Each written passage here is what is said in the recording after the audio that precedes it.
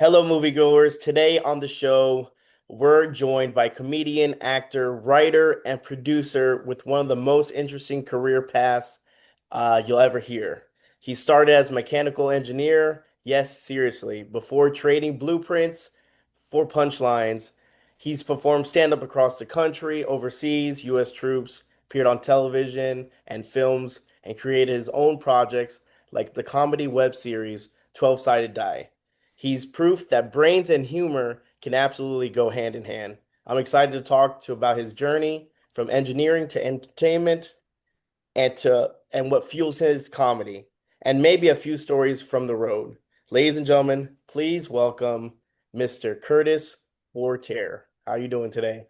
Good. Thank you very much. Wow, that was an amazing intro. I got to applaud that. Thank you. That's great. That There was we go, great. man. Well, welcome on. I appreciate you coming on. We've talked quite a while, and your story is interesting. And I love to hear those career changes where that second choice where you made, you thought you made your career in mechanical engineering and then you went to stand-up comedy and just you kind of like skyrocket, which is good. And obviously, it means Thanks. good choice, right? You bet. Yeah, absolutely. And just real quick, do I call you Mr. Titan or do I call you Alex? Which one? Alex, please, please, Alex. Alex? Yeah, Alex. Okay, because you're look, I'm a huge fan of the Tennessee Titans myself. I mean, really, I love hockey. I think it's one of the greatest sports out there, hockey. So I kind of tune in as much as possible. So Yeah, well, I appreciate that. If the Titans were a hockey team, it would be awesome, man. It would be great. But let's talk about you're from Michigan. Yes, originally from Michigan. Yeah, I live in Los Angeles now. But yeah, I grew up, born and raised in Michigan. Went to Michigan Tech University in the Upper Okay, Peninsula of Michigan, okay. which I remember seeing -50 on the bank temperature one time when I drove by. Fuck no. It's crazy. It snows like 300 inches a year. We have a big winter carnival Mhm. fest where they just make huge snow statues out of snow and ice, and there's a theme every year, and so you'll see a 20-foot Superman or just a whole people make like whole uh like um like displays with like multiple floors, and it's It's crazy. wild. Yeah, it's Wow. really nuts. The fraternities go all out. Yeah. Mhm. Huge. Do you miss over there by any chance? I do, but yeah. In fact, I'm going back in a couple of weeks because 12 Sided Eye is in a film festival in Grand Rapids. It's the Grand Okay, Rapids cool. Comic Con, and it's in there, so it's cool. I get to go home Nice. and see my family, and we're probably gonna have. I'm gonna try to get another screening of it while I'm in Grand Rapids, just somewhere else, just to Awesome. invite family and friends and stuff. That's Yeah, cool. And how long have you been living in LA? since 2002. Okay. So It's been a so minute. that'll about 24, 25 years. Yeah, it's been.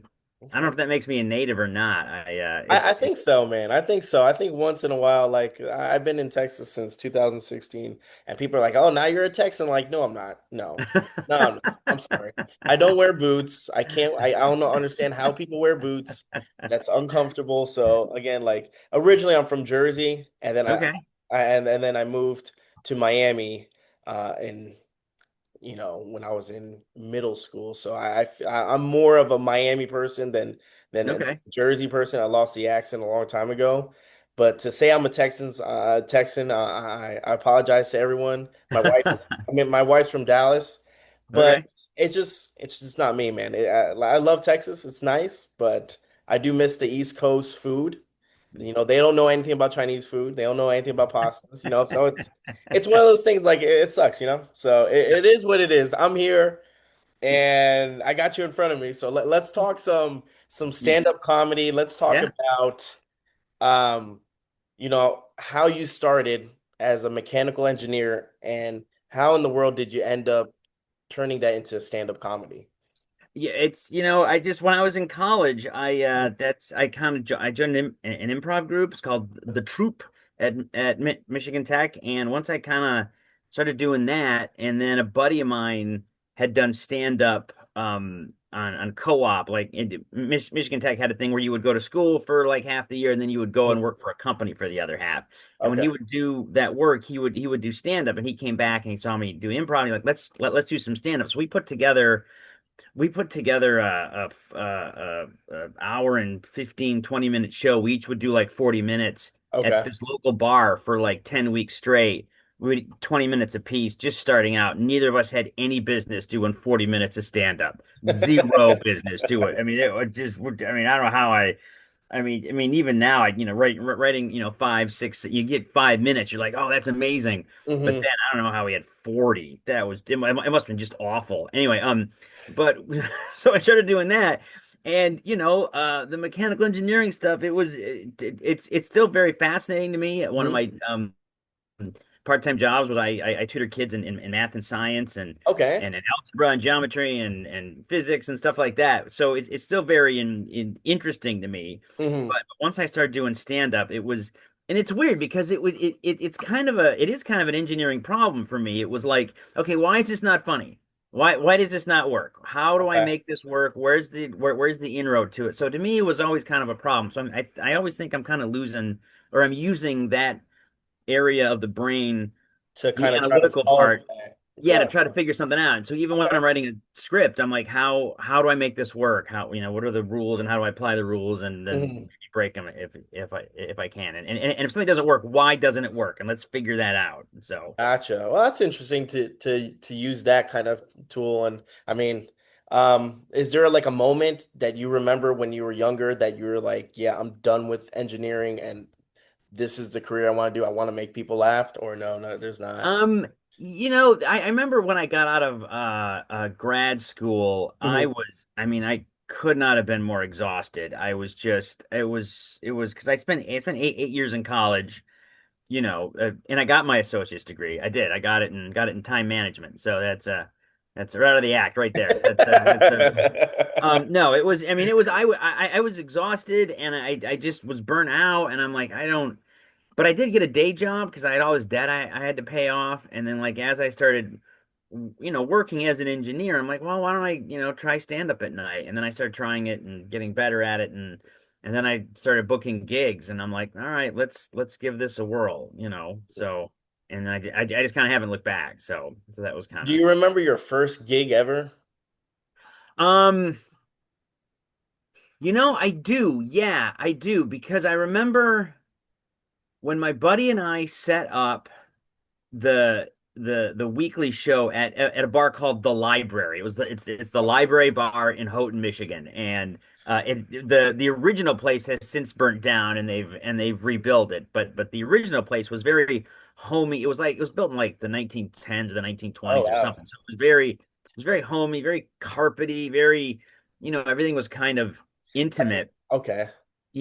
So it was a great place to do stand up. And I remember wanting to practice before I did that. So I wrote a bunch of stuff, and then another buddy of mine, Bryce Bengreen is his name. He was an RA of a hall, and I said, "Hey, would your guys want to? If I rented one of the rooms in Wadsworth Hall, would your guys want to come down and?" Have me do 30 minutes of stand up. I mean, for free, what maybe they buy pizza or whatever. And he's like, yeah. And like almost all of the dorm house showed up, and he Oh called it the wow. Curtis J half-hour comedy hour. So we had so I did like 30 minutes right in front of them, and it was just all guys. It was all guys, and they seemed to enjoy it. And I'm like, oh, this is my stuff doesn't completely suck, and there's a definite, and so that was the first time I really ever did it. And it was like 30 minutes. It was like, I don't know how I did again, no Jeez, business. yeah. Like usually you start out, you do like three, Hmm. here I am doing 30 minutes. I'm like, what is this nonsense? So, And so is it like the longer you go or the more experience you get, the longer time you get? Is that yeah, how because it yeah, works? when I started doing it professionally, I was an opening act, so they would give you 15 minutes. But Okay. even before that, you would be an open micer, and an open even out here in LA, open micers get 5 minutes, 6 minutes. So you really gotta jump Get jump your in jokes there. in. Yeah. So when I started doing it professionally, it was an opener, so it was 15 minutes, and then you graduate to a feature act, which is about 30 minutes, and then you headline, which is about 46, 45 minutes. Gotcha. Gotcha. So and I just before I moved to Los Angeles, I just started headlining. I Gotcha. just started headlining. So And and then basically like kind of like a standard in like all like clubs, like the 5 minute, the headline. yeah, pretty much. I Yeah. mean, with the exception of the clubs out here, like the Ice House and the Comedy Store, Mhm. it's just kind of they just put up. I mean, because there's all famous people out here, so that's what they do. They just put up, and then they have a schedule. Everybody gets like 10, 15 minutes, and sometimes it's people that have had sitcoms, Yeah, and then if Doug Stanhope shows up, takes it. he all Takes it. right, Yeah. and like and I've heard stories of industry showing up to see comics, and then and then Dave Chappelle shows up, all right, and then he goes on stage. And if he does 30, 35 minutes, Wherever his time, nobody's right? giving him the light. Nobody's giving him the light, and you're like, I'm next, and the guys are watching me. But so yeah. So here in LA, it's kind of weird. But generally, especially back in the Midwest, that's kind of Mhm. the structure. An opener, a middle, and then a headliner. Sometimes there's a guest set somewhere in there just to give Mhm. if somebody's in town or if they want to give a new guy or gal a shot, they'll work 5 minutes in somewhere. But they got to turn the room around. Yeah, exactly. They have like three shows a night. They have a show at 8 and a show at 10:30. So they have to so Keep going. it's yeah. Interesting. Um, to you, what makes a joke work in your opinion? Well, the smart ass answer is if it's funny. That's the That's that's the the smart ass easier to answer. answer. But no, I mean, for me, for me, a joke that has a clever left turn, something that I didn't see coming. Because to me, that's what the comic should do. Mhm. Like, if I'm hearing stuff that I would have thought of, well, then what am I doing here? I want to hear what the comics perspective is, and the Gotcha. comics, and hopefully it's different and clever enough that I'm enjoying it, and that's what I try to do. And a lot of new people ask me how they're like, how do I be funny? And I'm like, don't be funny, be real. Because if you're trying to be funny, people smell that. But if you're real, even Hmm. if you're not funny, then people find that endearing and then even humorous. So, Yeah, so definitely. Yeah, and because there's God, I worked with a guy, Al Lubell was his name. He couldn't tell a joke, but he was so funny. He was so, and I mean, he's a huge name out here, and I lost track of him. We worked in the '90s in Indianapolis, and he was just sometimes you would talk to him and he wouldn't get, but like on stage it was genius, but he was just being himself. So mhm. so that's why it was him and his perspective. So And some people have it like that, right? Some people have like the comic relief of just having a normal conversation, and then they're completely different when they're on stage. That kind of has, I feel like for in my own opinion, I feel like that's like with Joe Rogan. Like Joe Rogan, like when I see his stand up, I don't think he's funny at all. But when Mhm. watch his podcast and he's just himself, he's funny. Like he has some good stuff, but it just I don't know, it comes across like he's trying too hard. I don't know. That's just, maybe a hot take or something, but that's just my opinion on it. Yeah, no, there's look, I mean, there's comics I know that their onstage personality it's a liter I mean, look, every I think every onstage personality is a character. Hmm. I know mine is a character, but it's some sort of weird morphing of who I am generally in real life. Okay. But I know people that are a completely different character, like Larry the Cable Guy. Yep. That's a character. Yep. That's a character on stage. So Etta May, she that's a definite character, completely different from. I mean, you wouldn't recognize her, off stage. So there's a couple different ways to go, but I think every there has to be some sense of honesty on stage as a stand-up with who you are. Otherwise, it doesn't ring true. I mean, because if you're just up there telling jokes, I mean, some people have done this, but even when they tell the joke, they're telling it in their own funny way. Like Norm Macdonald, who's a friggin' genius. I mean, Classic. look, on all those things on Conan, he would tell jokes, but you enjoyed Norm telling a joke. Exactly, It because was it's so Norm telling it. yeah, exactly. Not the joke wasn't funny. It was Norm telling the joke that was funny. So, that's so there has to be some sort of honesty and some sort of representation of yourself on stage. I think, at least for me, it is. I agree. I think that it also it's more relatable, right? That you can put Hmm. yourself like, okay, like yeah, I've been through that situation before, and I get it. So yeah, I agree with you on that one. Um, who inspired you early on in comedy? Was there any comics that you kind of? Yeah, it's weird. Oh, It's a bunch of people that nobody's probably ever heard of because they were all just on the road with me. A guy okay. named Kevin Naughton out of Chicago. He gave me his phone number. Like I worked with him at a gig in Houghton, and Okay. it was him and a guy named John F. Connell, who's actually from Grand Rapids, Michigan. Okay. And so those two guys, I mean, Kevin gave me his phone. He's like, "You call me anytime you want to." And for years, I did, and we would try to work the road together, and it was just so much fun. And he was always very encouraging with the writing and with the character development. And so he was a big, and he just and got to Chicago. Just got Mhm. don't make me snap was his catchphrase because he would just. So and once he honed that, once he got that, it took off. So Kevin, John Bowman, who just again just I mean just funny on and off stage. I mean, like even just talking to him, he's just fun. I mean, it's almost like you can't really tell the difference between him and his act because he's just funny All constantly, around, yeah. and that was always and some of it was like jokes, some of it was him being character, so it was just kind of Hmm. a whole different amalgam of stuff. So the and I worked with those guys a bunch. So those two guys I really kind of Jimmy Pardo, who's also great. Hmm. Steve Iatt, again, Jimmy Pardo's famous. He used to do Conan's warm up. He's got a podcast himself, but yeah, Steve Iatt, another guy out of Michigan who just is second to none when it comes to crowd work. Just second. And I mean, you would just like I would watch these guys every night and just study them. So, Hmm. that Gotcha. was yeah. What was the best Yep. advice you ever gotten from another comic? Oh wow, that's a good question. The best advice I ever got. I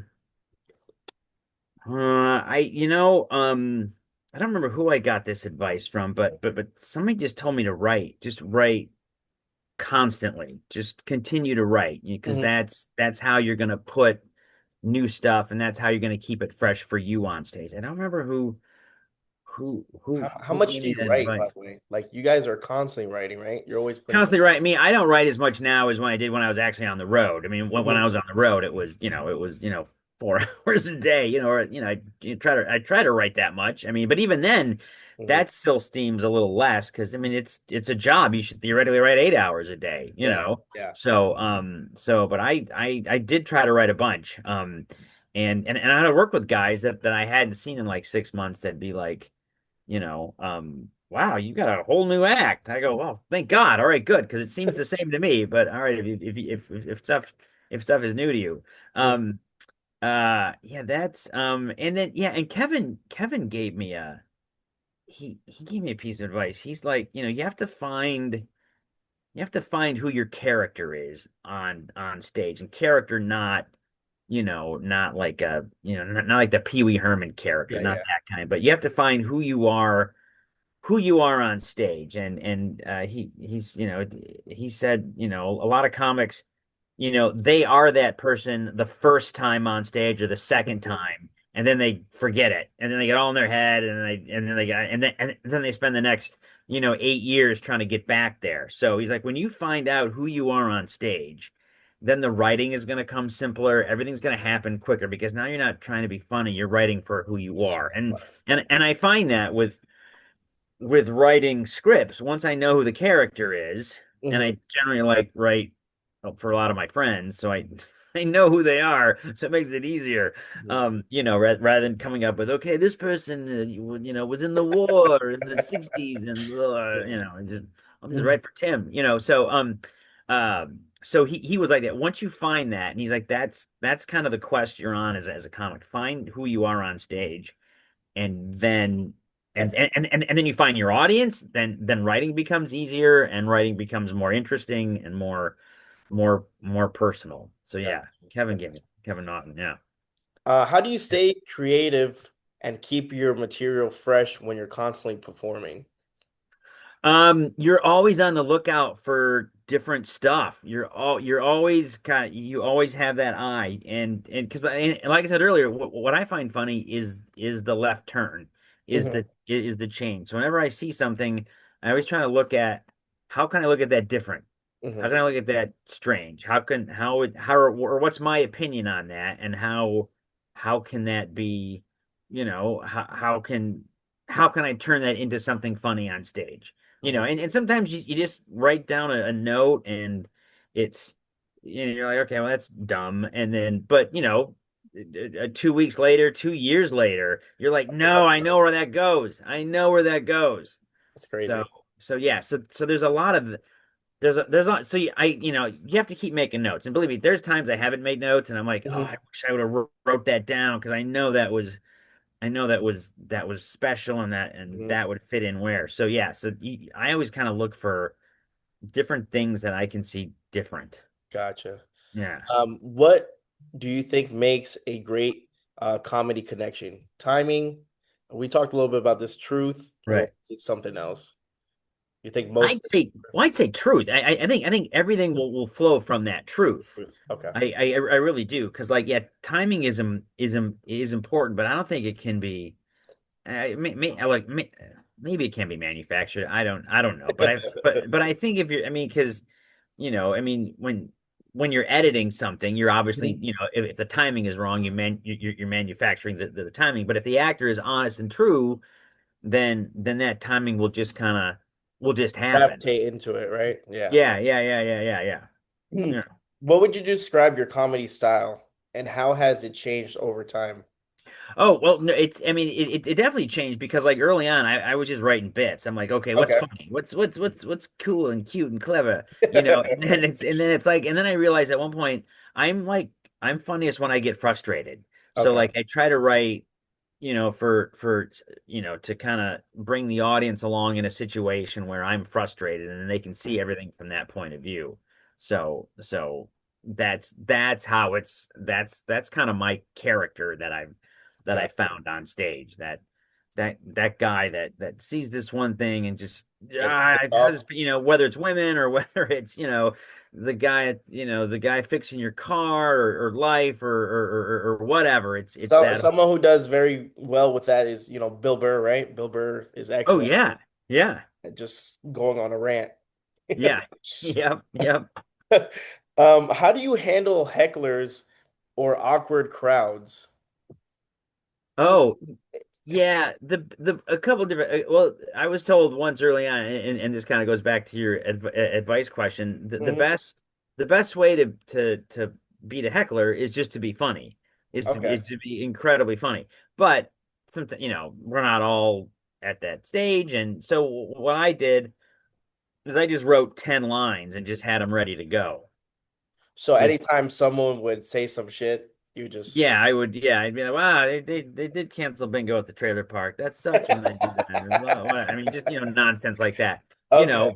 Yeah, yeah, but I mean, it's tricky, because there are hecklers, and this is the worst kind, because like you'll have somebody up front, and Hmm. like you'll do a joke, Hmm. and they'll wait for the laughter just to kind of die down, and then you'll hear them go, "Yeah, you got it." Oh, that's right. And they're not being mean. They're not being mean. They're like, yeah, I agree. Yeah. And like you can hear them, Uh-huh. and the three people around can hear them, but like nobody else can hear them. So Hmm. like I've seen guys go after somebody like that, and everybody's like, why is he being mean to the guy in the front row? And it's like, because nobody can hear the heckle, but it's enough to where he's being loud and obnoxious, but Yeah. not cruel, and nobody can hear him. That's the worst. That is the absolute Yeah. worst. I can't imagine again, like I can't spit like something quick if someone comes at me. Like I'm the worst. Like I comebacks for me is like it would take me days to actually come up with something. And like I said, it's something that it just comes naturally and some people have it, some people don't. I've noticed a lot of people I work for the federal government of all Okay. places, and there's a lot of retired military people and I've noticed like a lot of like Marines or Army people, they have, and they're just quick with it. I'm like, where the hell do you guys get all these comebacks so quickly? So I decided I don't even like end up like arguing with them because it's impossible. Like I get stuck. So I kind of admired that the hecklers and stuff that you get, how you can just kind of either shoot right back at them or just kind of tone them out, man. I give you guys credit, man. It's Well, a little bit of that too is again, if you are you're who you are on stage, Hmm. then your response will be in that character. Because look, I know comics that are not you know that are I do know comics that are all about the zinger. Okay. We'll battle, we'll go back and forth, Yeah, and yeah. you won't win just because that's That's what how they do for a yeah. living. They write stuff, they think about how to zing people. But there's other comics that don't. They're not big zingers, Hmm. and they will respond to a heckler kind of in their character, which which does make it easier, you Hmm. know. I mean sometimes something I did too, I would like, somebody would say something and I would like talk to somebody else in the crowd. I'd be like, what are they talking about? Oh yeah, I okay. don't understand what is that nonsense? Well, whatever. I mean, that's that, and I wouldn't address them directly. I would look at somebody else, Hmm. and it just kind of, because again, I don't possess the skills to go back and forth, Yeah. like to kind of constantly talk. I mean, because Yeah. it's whatever. So Um, when you're writing new material, do you start with an idea, a story, or random thoughts that make you laugh? random thoughts that make me laugh. Yeah, yeah, or a situation that I was in, Hmm. and like I'll write it all out, and sometimes it'll be 15, 20 seconds or even a minute, but I'll know that of everything I've written, there's probably 5 seconds of it that's the point. That's the funny part. The Gotcha. other stuff, It's it just just crap all around it, so that goes, and then once you have that little nugget, then you can start building around it. So gotcha, so gotcha. that's kind of how I do it. Because I mean, rarely, and again, I'm just speaking for me. Yeah, Do I yeah. write like a stand up script and then go, oh, each line's gonna be a zinger? No, it's like you'll go through there, and then even and if it doesn't go well, you'll make some comment on it, and you're like, okay, that's the funny part, and then so yeah, it's for me anyway. It's a lot of trial and error. I mean, guys like George Carlin, I know, Oh my after God. having done it for 50 years, and constantly they can just sit down and write an HBO special and then just get on stage and do it. So Definitely. How much of your act changes depending on the crowd or the vibe of the room? So do you still stick with it, or how does that work? Especially if maybe the crowd's not, maybe it's a little bit more of a tense of a crowd, depending on your audience. yeah, it's my I would say my delivery more changes as compared to maybe I won't do this bit or maybe I will do this bit. It's all Okay. kind of, it's like, because and I think Jerry Seinfeld said this, it's not a monologue, it's a dialogue. So you have to, if they're hot and if they're ready to laugh, then you can just zing them, just laughs per minute. But if they're a little cold up front, what's his name? Jimmy Wiggins told me this. Yeah, because we were. And again, I'm not name dropping. You asked me once I what did, I advice did. you got from comics, and I'm sure nobody knows who these people are. Don't Jimmy worry. Wiggins If was like, not, they'll Google them. Trust me, I no, promise. Google it. Jimmy Wiggins. I think he passed away like 10 years ago. He was his stick was I'm the oldest hippie in America. That's what I'm, the oldest, because I call you. That's what I am, son. The oldest hippie in America, and I say son because who knows? It's just his stuff. And I was working with him in like this bar in the middle of Wisconsin. It was a bar. It was a friggin' bar. Hmm. The TVs were still on in the back, and it was awful. And I was starting out, and I just tanked it. And he's like, "You have to. It's a saloon." He's like, "You have to say hello to them. You have to, say hi. You can't just jump in. You gotta feed, Hmm. ingratiate yourself, greet them, say hi, and then they'll And come along work with them, with you." then work. So that is kind of always been my thing. You have to, I mean, again, it goes back to reading the room. Yeah. are they ready to go, or are they? And look, there are a lot of audiences that are quiet but great. They just don't laugh a lot, but they're because and it's weird because yeah, and I've done these where I've done shows. The laughter hasn't been as strong as it normally is, or I think Uh-huh. it should be.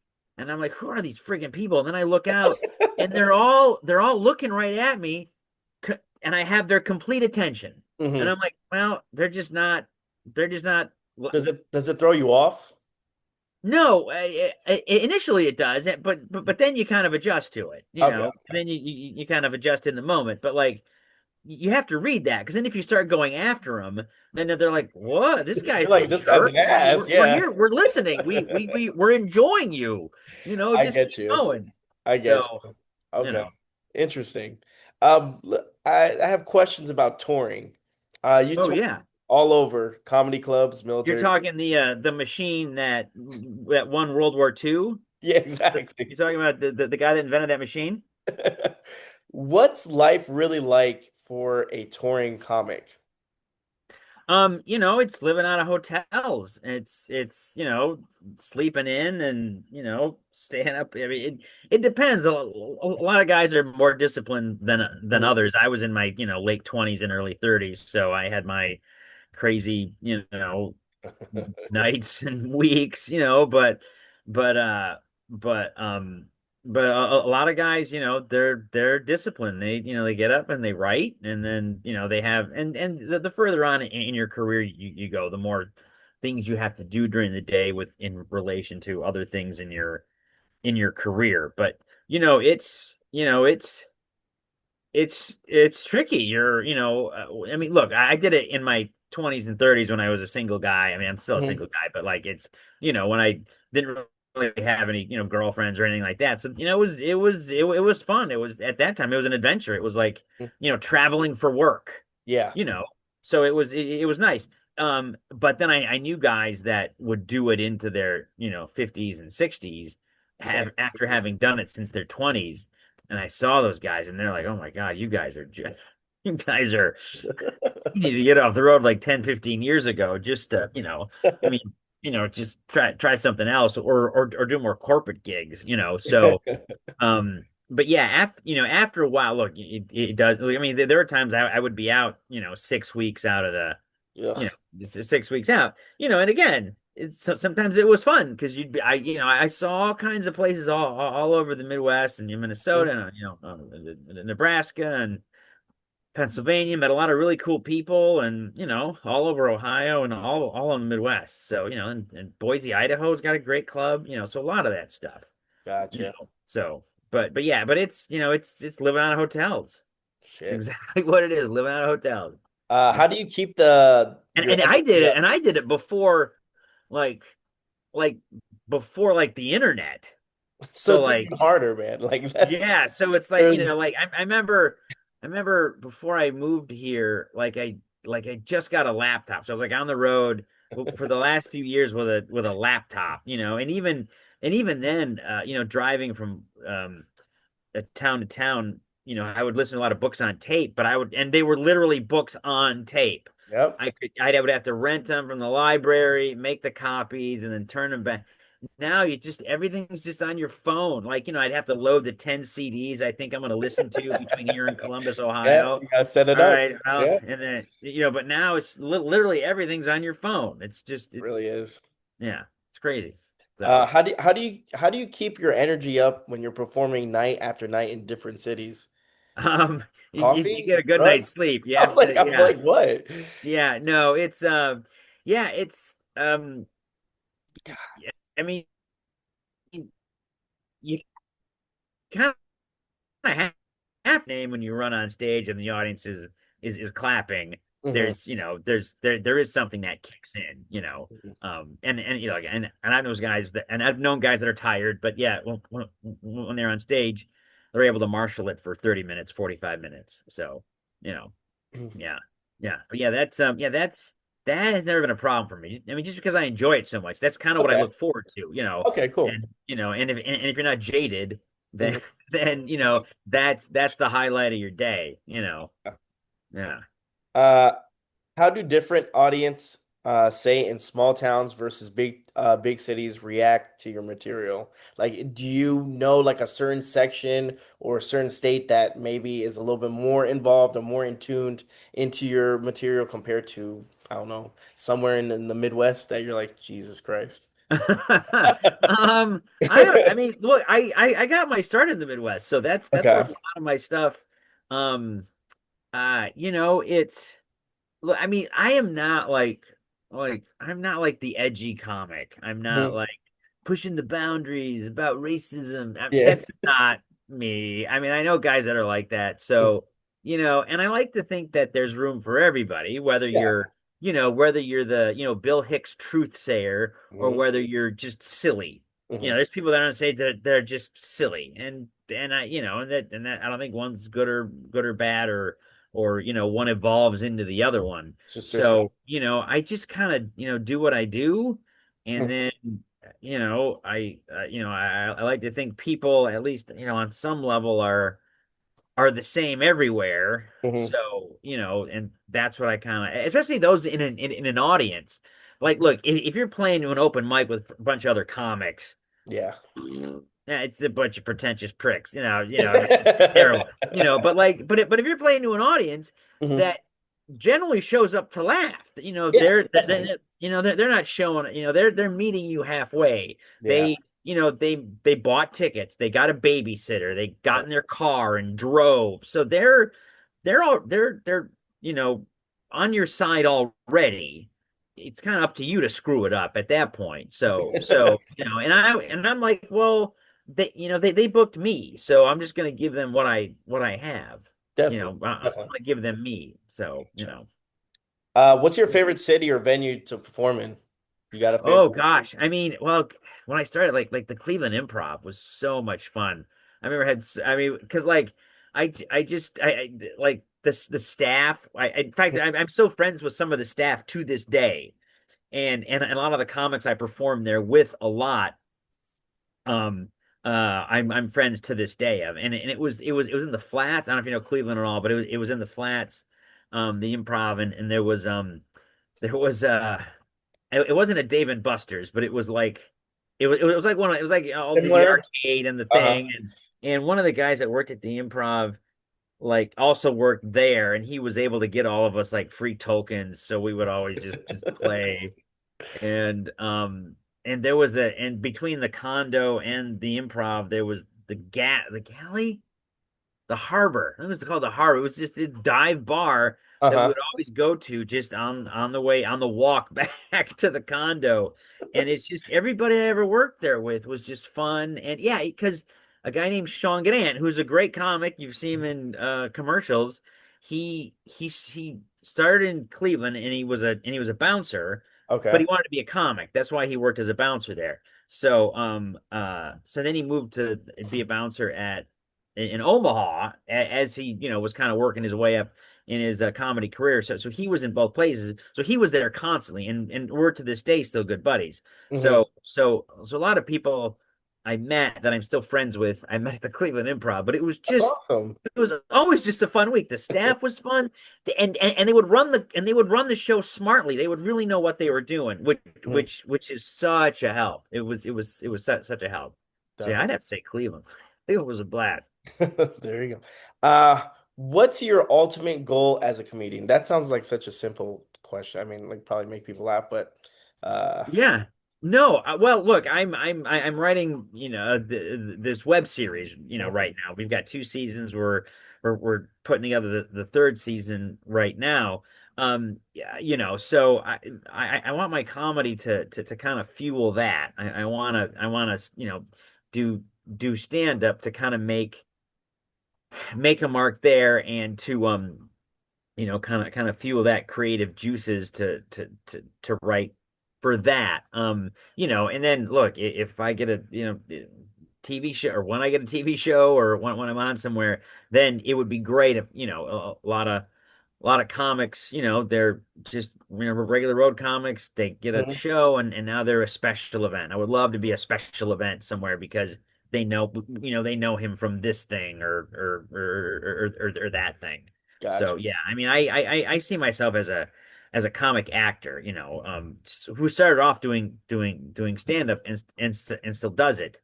Hmm. But right now, and a lot of comics do that. They become writers on TV shows, and that's as far as them, performing, touring, and then, being at, they kind of don't want to be on the road, Gotcha. so I mean, because they have families now, Yeah, it makes sense. It makes but sense. then again, another a buddy of mine, uh, uh, I mean, he does a lot of cruise ships. He's gone That's what I at, was gonna. I was gonna ask you yeah. about that because I just went on a cruise not too long ago. I'm like, you know what? Oh, That doesn't sound like a bad gig. Like you get to cruise, you're on the boat, you get to hang out. Like you ever did a that's cruise? what I hear. I've never done a cruise ship. I've never my buddy Dan Greeter does them all the time. Does them all the Mhm. time.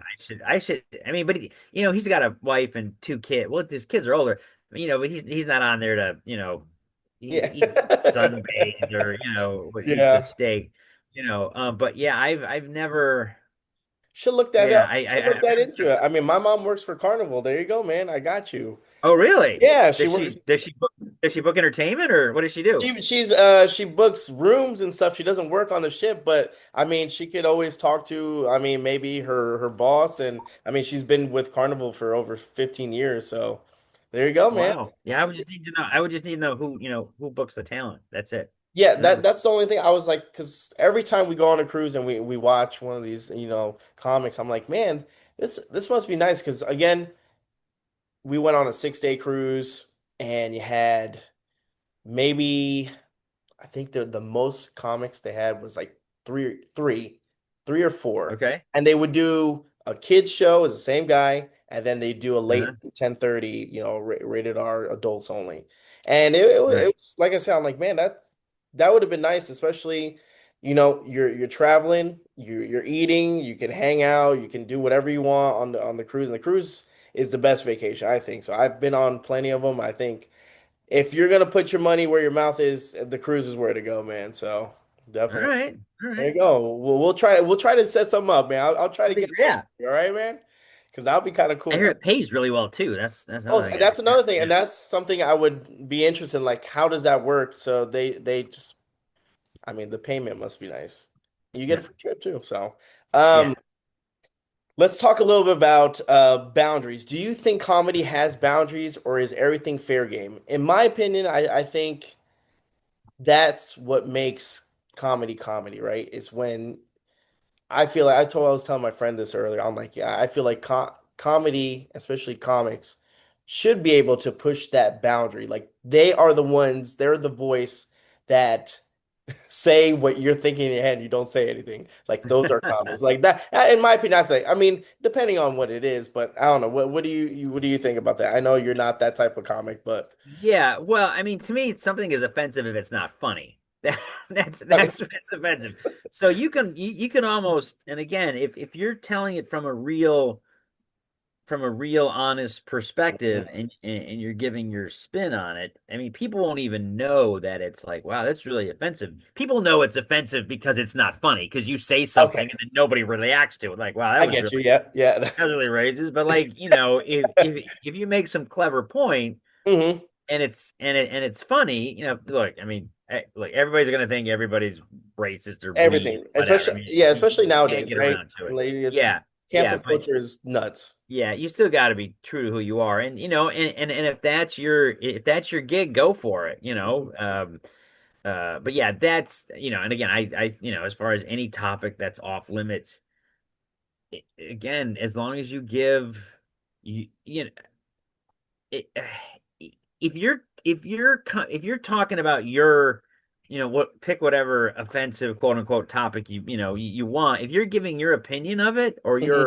your spin on it, I don't know if that can be offensive, because that's your opinion, and I that's agree, but I mean, your, but you know, this day and age, man, like you breathe wrong and it's offensive. Everyone's so sensitive, right, right. But right? but at least you got the backdrop of, well, that's just what I think. That's my My spin on opinion, it. yeah, If yeah. you don't like it, well then, I mean, I can't. I'm not making a point. That's just my Mhm. particular spin on it, as compared to, I'm going to go out there and And tell these I'm gonna go out there and tell these people the way it is. I mean, that's Yeah. it's whatever. Okay, yeah, then you probably you're gonna get what you get, but if you're like, look, that's my view of it. How Yeah. can I mean I'm an expert on my view. How do I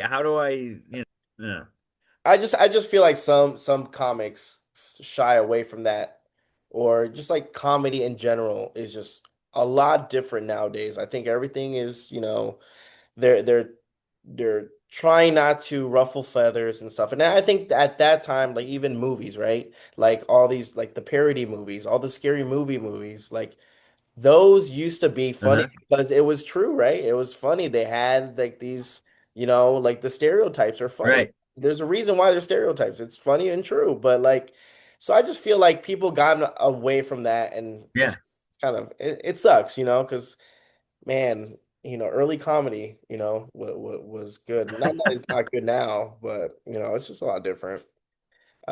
What do you think comedy will look like in 10 years from now? Oh, geez. That's a good question. Just don't I say mean, AI. just don't AI. say AI. There's a lot of Like, Jesus AI comics. Christ. I don't. I mean, it's weird because some of the guys I think that are, guys. I would say guys. Guys and gals that I think are funny now are kind of classically funny. They're just they they come at it from their own perspective, and you kind of know, at least you think a little bit of who they are on stage.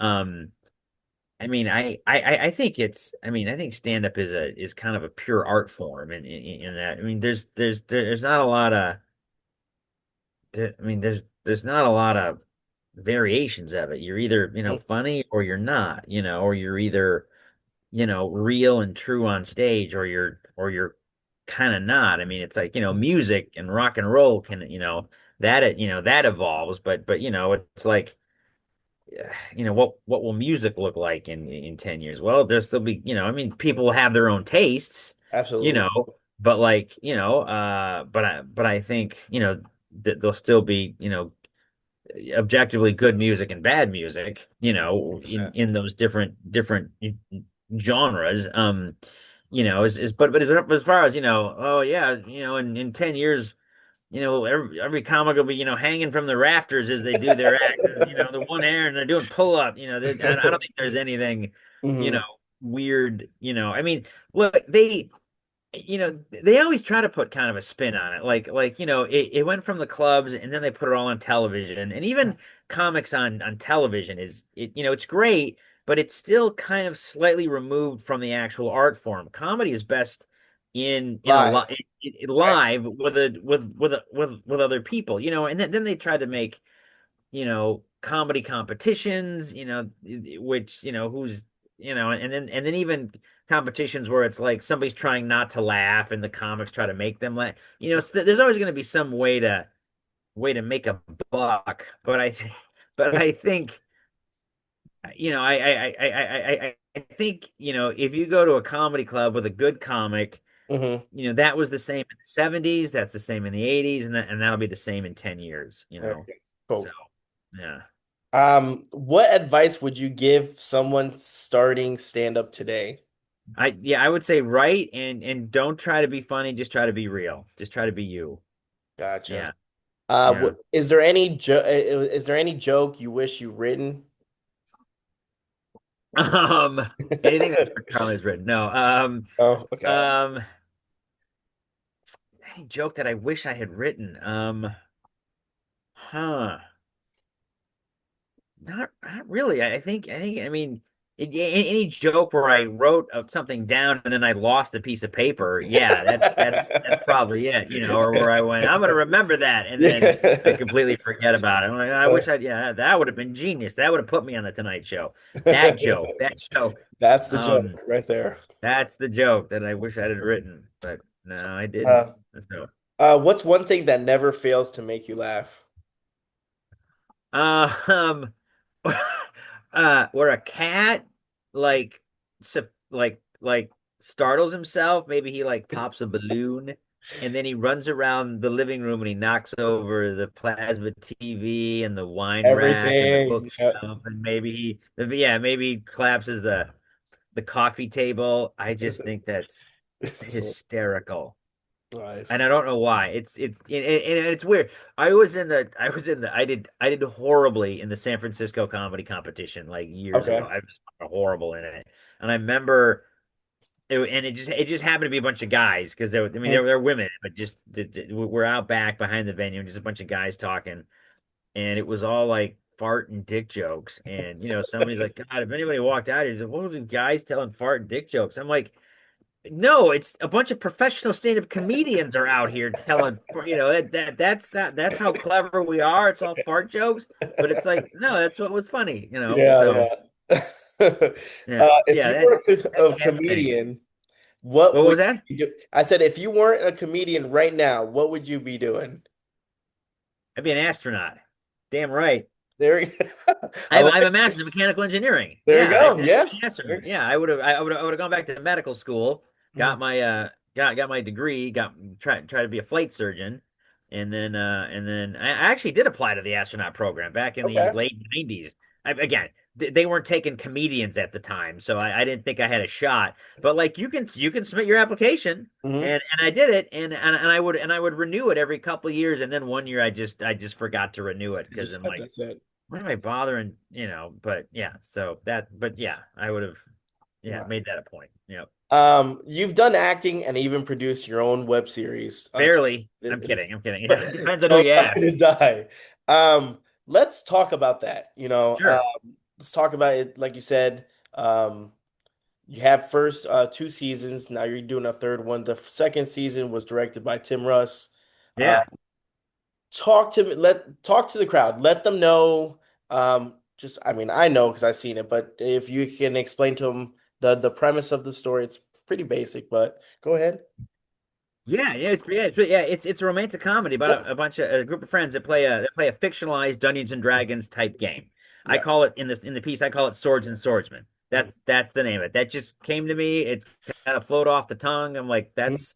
it's funny. That's going to be the game we play in the game because that way I'm not beholden to look because there's a lot of web series where they Diehards. do play actual Dungeons and Yeah. Dragons. Yeah, and they you have to follow if there a monk has certain abilities and Mhm. that has to be to it, and Absolutely. you can't just make up, but so yeah, so I didn't want to be beholden to that, so Hmm. I kind of made up my own, which is actually beneficial because in the second season the creator of the game shows up, so which you couldn't do if it was Dungeons and Dragons. I'd have Yeah. to, yeah, so That I would had be a pain in the I wanted ass. that to be an arc, so yeah, played Yeah. by Andy Robinson, who Mhm. played Garrick on Deep Space Nine. So Nice. Nice. yep. And And he was also in, what's up? Go ahead. remember the old Dirty Harry movie, Yeah. Dirty Harry, Yeah, of course. where he goes, well, did he shoot? Yeah. And he did, well, punk, do you feel lucky? Do you, punk? He was the punk. Really? Yeah. Now I have to In look the at Clint that up. Eastwood, he was the punk. Yeah, Wow. he was the scorpion killer. Yeah. That's Yep. awesome. Wow. Yeah, it is awesome. Yeah. That's pretty cool. He's in my movie. Yeah, he's in my web series. Yeah. That's pretty neat. Um, Yep. did you always want to produce your own show and direct your own show? How did that kind of come about? No, it kind of came up because Chris Bell, who's Chris Wood Bell, she's the female lead. Okay. We were actually almost all the people in the show we were in an acting we were in Adam's class together, Okay. and Chris, Yeah, uh that guy, she's Adam, like, whatever that guy is. oh my God, the Mr. Titan channel, the Kirby Buckets channel here, and then the Adam Marcus channel. Yeah, the You Adam should, Marcus in fact, channel. I think We're you should making it. right after we're done here, you should start emailing him and go, I need content, Adam, please. And you should just constantly email him and Uh, text him. I'm uh, not kidding you. He would love it. He loves it when people bug him all day. I'm What? I'm gonna edit this and then send it to him. I'll be like, "Can you get more content, please? We need Adam. We need more content, man. I don't think I have enough." We need more. Yeah, no, we need more Adam Marcus content. That's what we need. We need, yeah, and like, and I look, I know he'll spend hours every day because he's got plenty of time during the day to, to like create content, for you and like talk about. Yeah, yeah, no problem there. Yeah, yeah, absolutely. He's gonna kill me. Anyway, so what was the question? Um, I forgot. Yes, for I'm a stand-up. So I started doing yeah. stand-up when I was 8. Oh, wait a minute. Sorry, we're a little beyond that. Well, the original question was we're going to talk a little bit about 12-sided die. Right. What? How'd you come up with it? That's what we were. That's what we were. Oh yeah, that's right. So Okay. yeah, so Chris Woodbell and I were in an acting class, and her boyfriend at the time ended up being the director of the first season. Okay. And it was like in the 2006 2007, just when you could afford to buy a camera that you could shoot stuff Mhm. with. It was just starting to become feasible that you could make your own stuff. It was expensive, but wasn't, like it was in the mid 90s where you had to have a studio behind you to shoot something. Mhm. So she's like, I want to do something, and do you have anything you could? So I wrote, um, yeah, and I mean, so I ended up writing something, and I'm like, well, write, I wanted to write what I knew. And at the time, and even now, I played Dungeons and Dragons, and Mhm. I'm like, well, I would love to have written, and I actually did. I wrote me and another writing partner, Helen McElwain, we wrote a pilot for a science fiction show called Hollow Ship, Okay. and I did a Kickstarter for it, and it was but it was within the mechanics we had it so that we didn't have to build science fiction sets because that gets very very expensive. So Mhm. I needed something that could just be two people talking and have it be simple because the cheaper you write it, the cheaper it is to shoot. If you start writing car chases and space battles, then it becomes expensive. But if it's just two people talking around a kitchen table, which is what Dungeons and Dragons is, I Yep. go, well, Mhm. this is perfect. I'll Yep. write this. And because I'm a comic, and I wanted there to be a love interest, and since Chris and I are incredibly good friends, I think hopefully she agrees with that statement. I'm like, well, let me write some sort of romantic comedy, and I wanted to write something about, the like, and it was a deal where as we were playing, things were getting more and more difficult for us to get together. In fact, now it's difficult. We love to play once a month, but it ends up being, once, every time every so often we have to take a month off. So it ends up being like 10 times a year we play, which is crazy. It's like we only play 10 times a year. We love to play just because everybody's busy. So Yeah. I wanted to write something where, they play a game and it's tricky for them to get back together to play the game.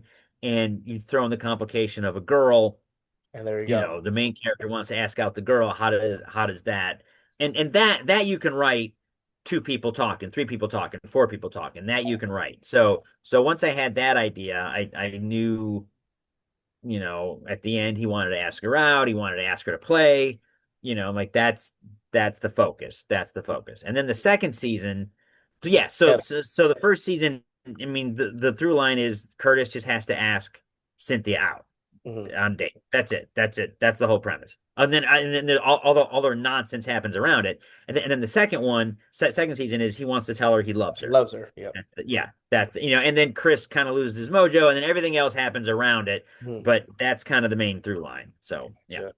And now you said you are working on the third season. We're on the third. Yeah, yeah, working. Yeah, I mean, it's tricky because the second season is now into festivals Hmm. and I'm doing a lot of podcasts Okay. about it. So it's again, it's tricky to find time to write. Gotcha. So so Gotcha. so, but no, there's a lot of momentum behind wanting to see a third season, and it's all the good stuff is a trilogy, has a one, two, and a three. So, and having done the second season, like the whole production level was on such a different level. We had so much fun. The team was great. Everybody wants to get together again and do it some more. So it's like I want to make movies with my friends some more. So Absolutely. so and there's really a lot of support behind it. So and a lot of people that will help me. They're like, when you're doing your next Kickstarter, let us know. We'll promote it and we'll let us know ahead of time and blah blah blah. So there's a lot of that behind it. So Well, yeah. we'll definitely, like I said, we'll definitely promote it. I'll put the link. Hmm. down on the video so that people Yeah. could click on it and watch it. You did have In fact, we have, if I may, our yeah, go ahead.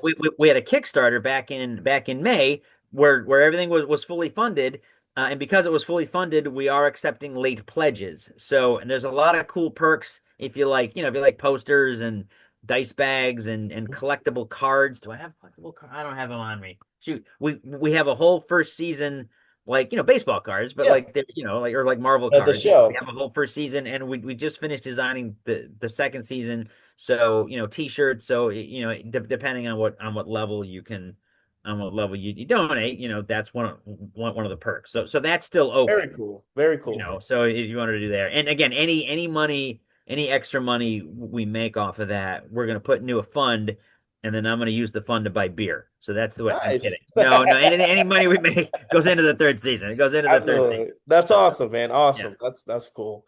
yeah, Well, congratulations on that. And like I said, I'll put the link down. awesome. Any way of helping and promoting, man, I'm all about it, man. Yeah. Um, but the question came from obviously the show was how does performing in front of a camera compare to being on stage?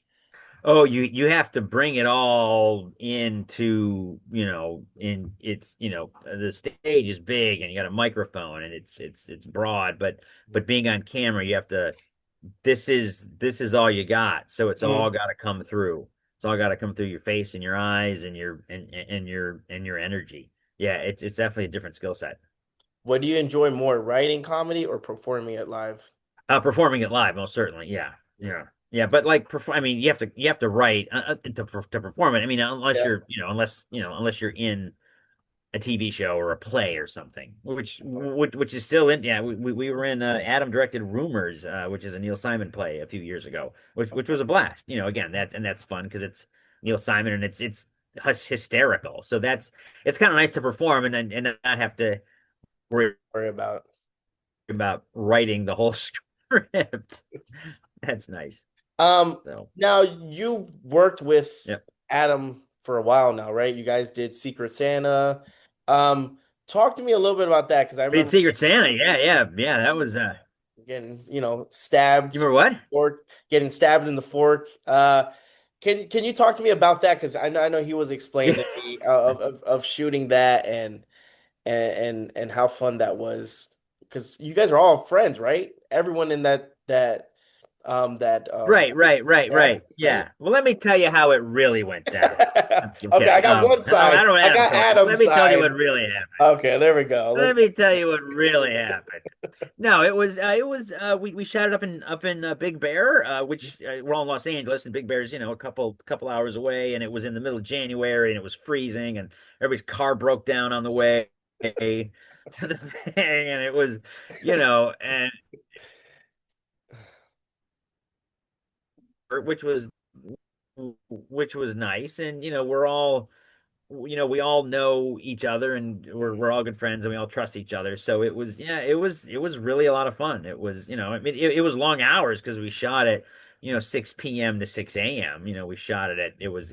they were all night shoots, and my care, I didn't have to run around in the snow with no coat on. So Right. I didn't have to do that. Michelle had to do that. A Leslie had to do that. I think Michael Rady had, which, and it still to this day just cracks me up. Michael Rady, who plays like the biggest son of a bitch in Secret Santa, is like the Hallmark guy. Is like the It really is. it's like Mr. Hallmark boyfriend guy. Oh, that's so cool. And then his wife is in. His wife is in it at the very end.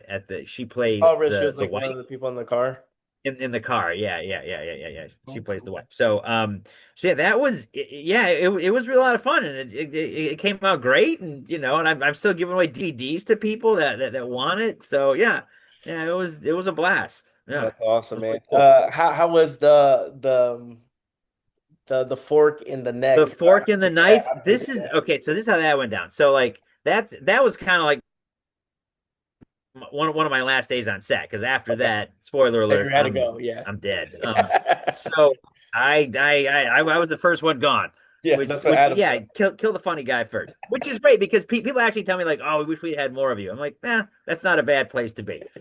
Wish there was more Uncle Carter. That's Yeah. totally fine.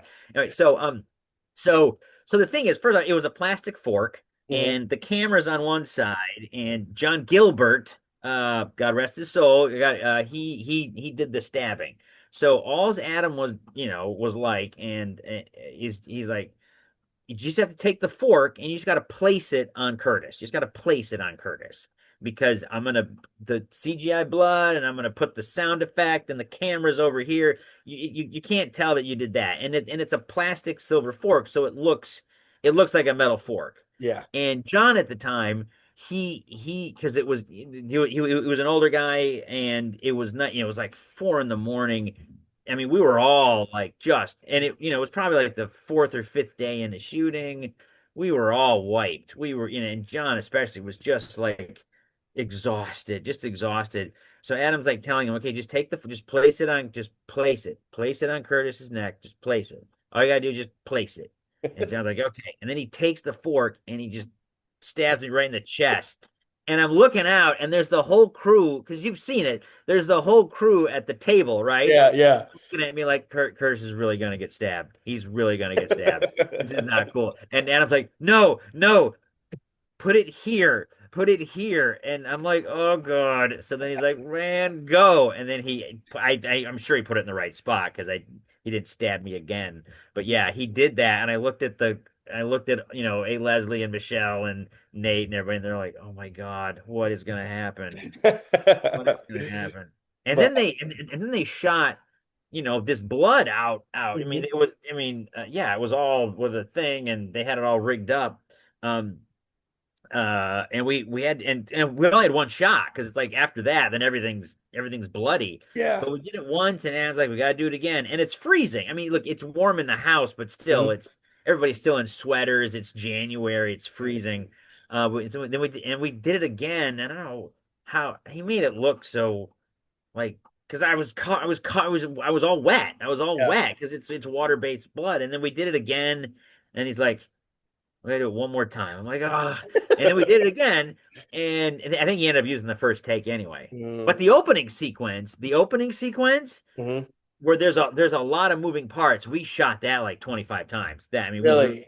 that was shot a lot of times. I want to say Adam knows the number, but it's Hmm. in the 20s or 30s, just Oh wow. because there were so many moving parts. You mean the one with like the snow globe and it was like moving like that, like in the background? Yes, Like, yes, the okay, okay, snow okay. globe in the Yeah. back because it had to come at the right angle, and the camera had to be there, and then I had to be done, and because and some of the blood CGI, but like Mhm. yeah, it Yeah. was all yeah that we shot a whole bunch of times Oh just wow. because I think I had to fall You over the fell over couch. something. Yeah, I think yeah, you fell over the couch and you kind of and just were there. So, oh man. Wow. Yeah, that we shot. Yeah, but we got it. We got it. So That's cool. yep, yep. Again, We one of that didn't happen on 12 Sided Eye. There was not that a lot of intricate. I mean, it was cool again because everybody we all know each other and we've acted for years. Like we would just, and again, I'm just writing just snappy dialogue. So we all show up and we had one take, maybe two takes, and then we had it, and then we moved on, and that's the way you got to do it. definitely. Everybody knows their stuff. So All right. yep, yep. Well, Curtis, man, I want to first say thank you for coming on. I appreciate your insight on Ah, comedy world and film and TV much as it is. Yeah. and I do hope that it kickstarts season 3 and that it continues success, man, and hope for nothing but the best for you, man. I really do. Well, thanks a lot. Yeah, no, and if you want more, I mean, obviously you can get all the Secret Santa stuff at the Secret Santa movie or secretsantamovie.com. Yeah, And absolutely. then all the 12-sided die, you go to our Kickstarter. We have a website, 12sideddie.com. So Okay. that's all the latest announcements. You can see the trailer for Hmm. season 1 and season 2. And then we're at the this weekend. I don't know when this is going to air, but this weekend we're at the Texas Short Film Festival in Austin, and then Okay. we're in Grand Rapids Comic Con a couple weeks after that, and then there'll be more festivals during the course of the next year, and we're in talks with an internet channel to air it to air the second season, to air the first season and the second season, like as like a TV show. Cool, cool, So cool. that's really cool. But yeah, go to, and then we have an Instagram page at 12 sided die. I'll put Oh, cool. Yeah. all But the that's pretty good. description and stuff right down there. All the info on it. Yeah. Cool, man. Well, I Yeah. appreciate it and thank you so much. And we'll talk. No, thank you. Thank you for having me on. I really appreciate it. This is cool. And yeah, it's and again, it takes a lot to get a, and you have two YouTube channels. So that's not a small feat. So because there's a lot you have to worry about, and it's crazy. And I couldn't do what you do. So I really appreciate you having me on your space. I So appreciate it, man. God bless, man.